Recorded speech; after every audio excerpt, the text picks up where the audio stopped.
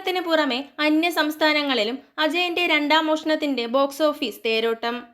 ഫേസ്ബുക്കിൽ അജിത് പുല്ലേരി പങ്കുവച്ച പോസ്റ്റാണ് ഇപ്പോൾ സമൂഹ മാധ്യമങ്ങളിൽ ട്രെൻഡിംഗ് ആവുന്നത്.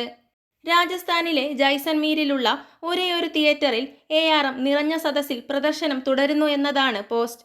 കേരളത്തിന് പുറമെ ചിത്രത്തിന് കിട്ടിയ പാൻ ഇന്ത്യൻ സ്വീകാര്യതയാണ് ഇതിലൂടെ ദൃശ്യമാവുന്നതും.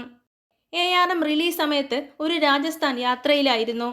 ജൈസാൽമീരിലെത്തിയപ്പോൾ ഞങ്ങളുടെ ഗൈഡ് ഞാനൊരു സിനിമാ മേഖലയിൽ ജോലി ചെയ്യുന്ന ആളാണ് എന്നറിഞ്ഞതുകൊണ്ട് എനിക്ക് ഒരു സർപ്രൈസ് കാണിച്ചു. നമ്മുടെ സ്വന്തം മലയാള സിനിമ ജൈസാൽമീരിൽ ആകെയുള്ള ഒരു തിയേറ്ററിൽ. ഇന്ത്യയിലെ മറ്റെല്ലാ ഭാഷയിലെ സിനിമകളും മാറ്റിവെച്ച് ARM ഹിന്ദി അവിടെ പ്രദർശിപ്പിക്കുന്നു, അതും നിറഞ്ഞ സദസ്സിൽ. നമ്മുടെ എല്ലാ താരങ്ങളെയും അവർക്കറിയാം, വലിയ കട്ടൗട്ടുകൾ ഉൾപ്പെടെ വെച്ചുകൊണ്ട്. അഭിമാന നിമിഷം എന്നായിരുന്നു അജിത് പുലേരിയുടെ പോസ്റ്റ്. ഇന്ത്യയിൽ നിന്നും വിദേശത്ത് നിന്നുമായി ARM 87 കോടിയിലധികം കളക്ഷൻ ഇതിനോടകം സ്വന്തമാക്കി കഴിഞ്ഞു.